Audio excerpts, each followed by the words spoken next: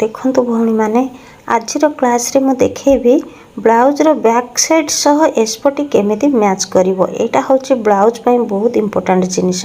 तेणु मु गोटे कार्डबोर्ड नहीं जाइए से कार्डबोर्ड रे प्रथमे बैक साइड रो कटिंग करी तापरे एस्पटी।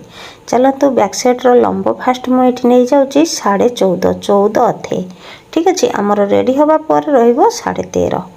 तापरे सेई गार रे मु कांधर माप नहीं जाउची। एठी कांध पई सीधा लाइन रे गोटे गार पकई नेली। सेई गार रे 5 इंच कांध नहीं जाउची। गार गुड़िक ना टिके हल्का देखा जाउची। भौणी माने टिके जूम करके देखि देबे। कांध 5 इंच नेली तो काख एठी मु 6 इंच नउची। एटा होची 36 साइज रो ब्लाउज कटिंग हबो। जोठी काख 6 इंच नेली सेइठू आगु को एमती सीधा लाइन रे गोटे गार पकई नेली। सेई गार रे मु चेस्ट माप नेबी। चेस्ट माप एठी 9 इंच नउची प्लस 2 इंच माने 9 प्लस 2। छाती रु अंटा को सीधा लाइन रे एठी गार पकई नेबी काहेकि ना सेटा सिलाई कला बेले मारी नबा। जदि भौणी माने फर्मा काटिकी रखिबा पई चाहुछंती ना ठीक एई परी फर्मा काटिकी रखि परिबे। सत कहिबा पई गले मोर एई फर्माटी ऑर्डर आसीची। फर्मा कटिंग मोर ओडिशा सारा सप्लाई होची। आपण मानकर जदि फर्मा कटिंग रो आवश्यक थाए ताहाले मते फोन करिवे। तो सेठी 2.5 इंच नेली तो एठी गळा पाखरे कांध पट्टी को 3.5 इंच रे छाड़ी देली तो गळा जेतिकी रहिला सेतिकी रे रखि नेली। तापरे सीधा लाइन रे एमती गार पकई नउची। एबे सेई गार भितरे जे कोनोसी डिजाइन चाहेले बनै परिबे। मु एठी कोलै डिजाइन टे बनै तो नउची। आजिर एई फर्मा कटिंग सह भाबिले कि आपण मानको शेयर करिवे केमिति एस्पटी को आमे कटिंग करिबा जेमिति कि बैक साइड सह मैच खाउथिबो। ताहाले जाय कि हम ब्लाउज टी परफेक्ट आसीबो। एस्पटी होची ब्लाउज रो मुख्य जिनिस। सेइटा जदि खराब हे जाय ताहाले सब किछि खराब हे जिवो। कटोरी को तो आमे गोल करिकी भल भाबरे बनै नबा, किंतु सेई कटोरीटी हमर कटोरी जगह रे न रही कि पप जगह रे न रही कि ऊपर तळ हे जिवार 100 रु 100% चांस थाए एस्पटी जदि भूलभाल हे थाए। तो सेथि पई एस्पटी को आमे एमिति कटिंग करूथिबा जेमिति कि बैक साइड सह मैच खाउथिबो। ताहाले जाय कि पप बिल्कुल भी ऊपर को उठिबनी। एमितिका फर्मा कटिंग जदि आपण माने नबा पई चाहुछंती ताहाले मते फोन करिवे, नचेत मो व्हाट्सएप रे मेसेज करिवे। केवल गोटे एड्रेस देले फर्मा कटिंग जाय कि पहुंची जिवो। स्क्रीन ऊपर फोन नंबर अछि, सेई नंबर रे आपण माने फोन करि परिवे। देखंतु बैक साइड कपड़ा को काटी सारिबा परे एमती पकई नेली एवं काखर गोलेटा भल भाबरे मार्किंग करि नेली।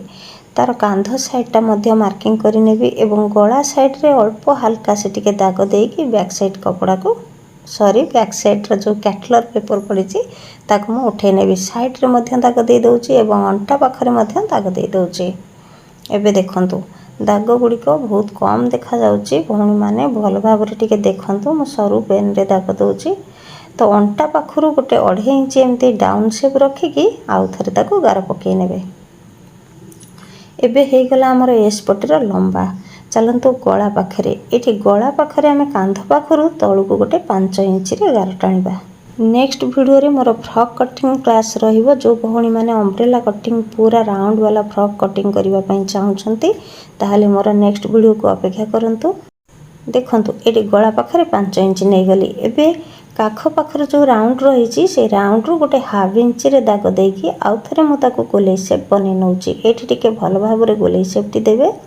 जेते भल भाबरे ड्राइंग करिवे ना सेते भल फिटिंग आसीबो। तो पुणी कोन करिवे से गोले शेप रु 2.5 इंच मु एठी शेप करि नउची। जोठी 5 इंच रो गार टाणी थिली से 5 इंच रु 2.5 इंच को टच करिकी एकदम तळ माने एस्पटी रो जो लंबाटा रहिची सेई पर्यंत हम गोले शेप करि नबा। एठी देखंतु एस्पटी पूरा रेडी हे जाईची।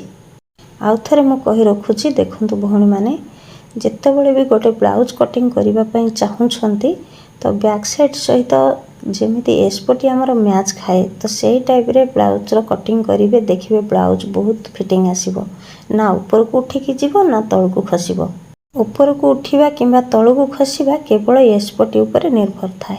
जो भौणी माने अन्य काम रे व्यस्त रहिकी सिलाई शिखिबा असंभव तो से माने आराम से मगै परिवे फर्मा कटिंग। तो घरे बसिकी से फर्मा पकेकी आखि बुझिकी कटिंग करिवे।